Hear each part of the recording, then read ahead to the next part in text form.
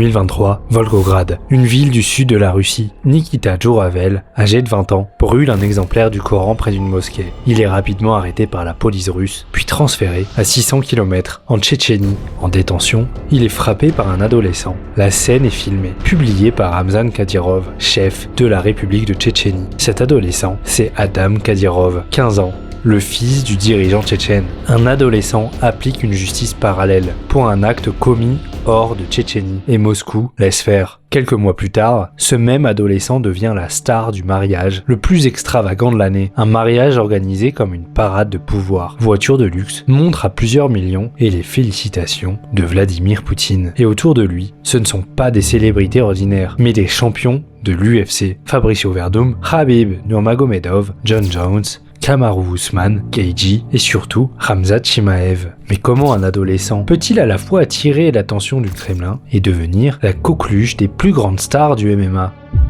Pour comprendre Adam Kadyrov, il faut d'abord comprendre son père. Ramzan. Pour ses détracteurs, c'est le maître absolu de la Tchétchénie, qui dirige la République comme un chef de clan. Son régime reposerait sur un culte de la personnalité, des milices privées, des enlèvements, des tortures et une brutalité assumée. Et pour asseoir cette image, il s'affiche en chef de guerre, arme à la main, tenue militaire, démonstration de force et luxe ostentatoire. Sa fortune est un mystère, mais son train de vie parle pour lui. Villa à l'étranger, jet privé, montre à plusieurs millions. Il ne cherche pas seulement le respect, il cultive la peur et se met en scène comme un seigneur. En réalité, son pouvoir repose sur un pacte très simple avec Moscou. Poutine le considère comme indispensable pour maintenir la stabilité en Tchétchénie, une région dont la moindre étincelle pourrait embraser tout le Caucase. En clair, Ramzan Kadyrov dit au Kremlin « Laissez-moi gouverner comme je veux et je vous garantis que la Tchétchénie ne brûlera plus. » Et tant qu'il remplit ce rôle, le Kremlin ferme les yeux sur tout le reste, même ses excès les plus brutaux. Autour de lui, Ramzan a construit tout un empire, appelé Armat, du nom de son père, ancien moufti, devenu président après avoir rompu avec les indépendantistes. Club de football, salle de MMA, organisation de combat, tout porte ce nom. Et dans ces infrastructures, les frontières entre sport, milice et propagande sont parfois floues. Les combattants s'entraînent parfois à côté des forces spéciales, certains sont envoyés au front et l'ensemble participe à un même effet, projeter la puissance du système Kadyrov. Et cette influence attire même l'élite du MMA mondial. Ankalaev, combattant UFC, ancien champion, a été vu à plusieurs reprises dans les installations à Armat. Islam Makhachev, champion actuel à l'UFC, lui a rendu visite après avoir remporté son titre. Et Khamzat Chimaev, actuel champion de sa catégorie, ultra dominant, est presque considéré comme un membre de la famille. Omniprésent dans les vidéos officielles, dans les fêtes, dans la propagande. Ramzan a 12 enfants et plusieurs occupent déjà des postes politiques ou militaires. Mais un seul a été mis sur un piédestal, Adam, le prétorien, le favori de son père. Pour tout ce qui touche à la force et à l'image du guerrier, c'est le favori médiatique. Et récemment, un geste a confirmé ce statut, une audience privée au Kremlin, accordée par Vladimir Poutine lui-même. Un privilège rarissime, même pour les dirigeants chevronnés. Mais pour comprendre pourquoi le sport occupe une place aussi importante dans le système Kadyrov, il faut évoquer un phénomène que Ramzan Kadyrov a réussi à pousser à l'extrême. C'est le sportswashing. Dans de nombreux régimes autoritaires, le sport sert à polir l'image du pouvoir, détourner l'attention, fabriquer une sorte de légitimité. Mais dans le régime de Kadyrov, c'est autre chose. C'est pas juste de la communication, c'est quasiment une stratégie de gouvernance. Les combats servent à projeter l'image d'un peuple fort, loyal et discipliné. Les infrastructures sportives peuvent aussi servir de lieu d'entraînement quasiment militarisé. Les stars invitées deviennent des ambassadeurs du régime, et donc les victoires sportives deviennent aussi des victoires politiques. Et ce dispositif est déterminant pour la suite de l'histoire. Il crée une scène parfaite pour façonner un héritier. Adam est un prince un peu bizarre. Il ne grandit pas dans un palais, mais sur un ring, devant des caméras, entouré de combattants, dans un univers où le sport sert à raconter la force du clan. Ce qui est intéressant ici, c'est que le sport ne lave pas seulement l'image. Il prépare aussi la succession.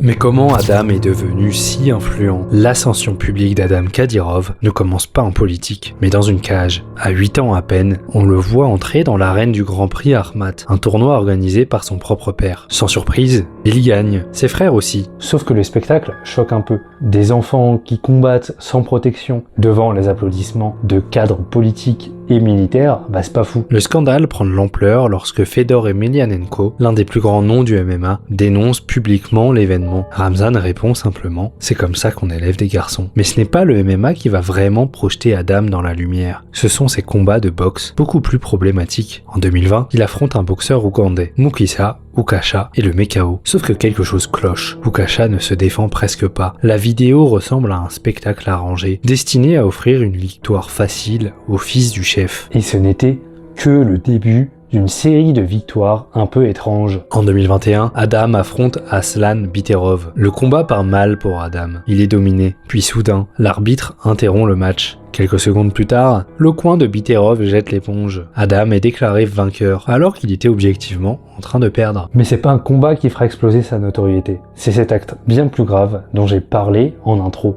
En 2023, un jeune homme est arrêté pour avoir brûlé un exemplaire du Coran. Adam aurait personnellement participé à l'arrestation. Il aurait passé à tabac l'homme, sans défense, et filmé la scène. Et la réaction internationale est immédiate. On a des séries d'indignation, de condamnations verbales, oulala. Mais en Tchétchénie, forcément, rien du tout. Il n'y aura pas d'interrogatoire, aucune sanction, aucune conséquence. Au contraire, cet épisode va accélérer sa montée en puissance. Quelques mois plus tard, à seulement 15 ans, Adam est nommé chef du service de sécurité du président tchétchène. C'est le plus jeune à jamais avoir occupé une telle position dans le pays. Et la progression continue. Il grimpe dans l'appareil d'État, jusqu'à devenir aujourd'hui le secrétaire du Conseil de sécurité de la République. Un rôle théoriquement réservé à des hommes mûrs, avec une expérience militaire et très expérimentés. Mais c'est pas grave, parce que lui, à 17 ans, il cumule déjà des titres honorifiques, des médailles, des décorations en tout genre. Et pour comprendre pourquoi autant de combattants gravitent autour de cet enfant, il faut revenir à un personnage. Abdul Karim Edilov. En 2019, Adam le repère. Pour son plus grand malheur, à l'époque, Edilov est l'un des espoirs du MMA tchétchène et devient rapidement bien plus qu'un simple athlète. Il devient le mentor personnel d'Adam, son modèle, son guide. En 2022, il est retrouvé mort en même temps qu'un garde du corps d'Adam. L'enquête, bien sûr, est close immédiatement. Et comme toujours, les rumeurs surgissent. Mauvaise influence sur Adam, drogue, accident, ou pire, des soupçons d'homosexualité. Un sujet tabou et violemment réprimé dans la région. Mais malgré ce scandale, le lien entre les combattants et Adam ne faiblit pas. Au contraire, il s'intensifie. Et parmi eux, un nom ressort au-dessus de tous les autres. Khamzat Chimaev. Chimaev rend visite à la famille Kadyrov comme on rend visite à des proches. Il s'entraîne avec Adam, danse avec lui et surtout le place dans son coin à l'UFC 294. Et ce cercle ne se limite pas à Chimaev. Pour l'anniversaire d'Adam, Ousmane, Cerudo et Gaethje, 3 anciens champions UFC, se rendent en Tchétchénie. Des vidéos les montrent s'entraînant côte à côte avec Adam et tirant à balles réelles dans les installations de l'université des forces spéciales. Mais bon, j'ai toujours pas expliqué comment un adolescent peut-il attirer à lui autant d'athlètes d'élite, de stars internationales et d'hommes habitués à côtoyer la violence? Réponse, c'est pas seulement Adam qui le regarde, c'est le pouvoir derrière lui. Alors, pourquoi tout le monde veut être proche de lui? Juin 2025, mariage d'Adam Kadyrov. Une parade de richesse, de connexion, de pouvoir. Ce qui permet un grand changement. Adam n'est plus seulement le fils du dictateur. Il devient une figure d'influence à part entière. Après la cérémonie, les choses s'accélèrent. Politiques locaux, hommes d'affaires, militaires, combattants, tous cherchent désormais à l'approcher, à obtenir une faveur, un rendez-vous, une intercession. Mais pourquoi font-ils ça? Revenons en arrière. En 2003, son grand-père, Armat Kadyrov, devient président de la Tchétchénie avec l'appui de Moscou. En 2004, il est assassiné lors d'un attentat. Quelques mois plus tard, Ramzan, le fils, prend sa place. Aujourd'hui, c'est l'histoire qui semble se répéter. Ramzan Kadyrov est affaibli, pancréas détruit, troubles endocriniens, reins gravement touchés. Il disparaît parfois de la scène publique pendant des semaines. L'idée qu'il prépare sa succession ne relève plus de la théorie et il a déjà désigné son héritier le plus important, Adam. Adam, c'est l'assurance vie du clan, car dans un système où l'autorité repose sur la coercition, celui qui contrôle les armes, qui contrôle la force, est l'homme le plus important. Mais il reste un obstacle. La loi russe impose 30 ans comme âge minimum pour pouvoir diriger une république. Adam en a 17. Donc normalement impossible de le placer directement au pouvoir.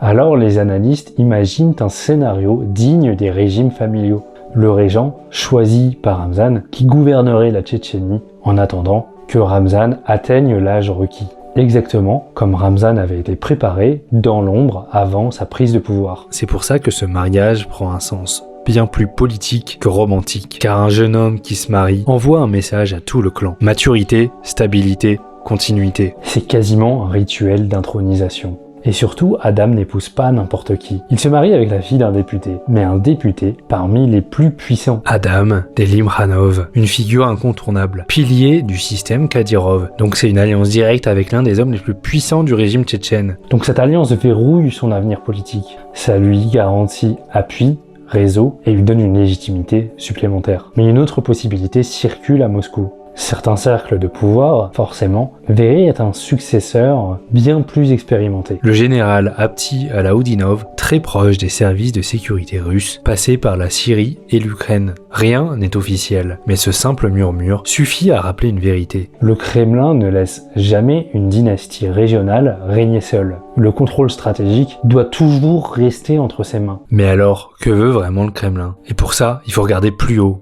beaucoup plus haut, parce que la Tchétchénie n'est pas une région comme les autres. C'est un ancien champ de bataille, un baril de poudre, un territoire où la moindre faille de leadership peut rallumer une guerre. Donc pour Moscou, en réalité, la priorité n'a jamais été qui gouverne, mais que quelqu'un gouverne sans provoquer d'explosion. Depuis 2 décennies, Ramzan Kadyrov offre exactement ce service. Il écrase l'opposition, contrôle les clans et garantit que la Tchétchénie reste fidèle, ou au moins silencieuse, pendant que Moscou gère ses autres crises. Mais bon, il y a quand même un problème. Un héritier de 17 ans sans expérience militaire et politique, c'est quand même un gros risque. Et au Kremlin, plus personne n'aime les risques. C'est pour ça que certains cercles du pouvoir poussent un autre nom, le général Apti Alaoudinov. Et pourtant, malgré ses hésitations à Moscou, une chose demeure incontestable. Sur le terrain, l'appareil du pouvoir continue de se construire autour d'Adam. Et ça, c'est pas le Kremlin qui l'a décidé, c'est Ramzan lui-même. Adam est protégé, légitimé, intégré au réseau le plus dangereux du pays. Et Ramzan a passé des années à construire ça. Son ancrage dans les sports de combat n'est pas un hasard. S'il a fait venir des champions comme Weidman, Mayweather, Tyson, Frank Mir, c'est parce que dans cet univers, la popularité compte moins que la force. Quant à Ramzat, lui a été intégré comme vecteur d'influence auprès de la jeunesse du pays. Et pour ceux qui gravitent autour de ce système, la continuité du pouvoir porte désormais un nom, Adam. En clair, se rapprocher d'Adam, c'est investir dans le prochain dictateur. Et donc les athlètes veulent aussi être proches de lui. Entre cadeaux, protection, argent, statut, réseau militaire, tout le monde y gagne. Et très bientôt, on le verra apparaître avec encore plus de stars, encore plus de combattants. Mais une chose est sûre, Adam Kadyrov n'est plus seulement le fils du dictateur. C'est un jeune homme entouré de peur, de respect et de pouvoir. Et probablement un futur dirigeant de la Tchétchénie. Car pour Moscou, la Tchétchénie n'est pas une région comme les autres. C'est une zone tampon, un ancien foyer de guerre et un territoire où la moindre transition de pouvoir peut déclencher une guerre. Surtout en y plaçant quelqu'un venant de l'extérieur. Donc Adam n'incarne pas seulement l'héritier d'un clan, mais la pièce centrale d'un équilibre fragile que le Kremlin surveille de très près.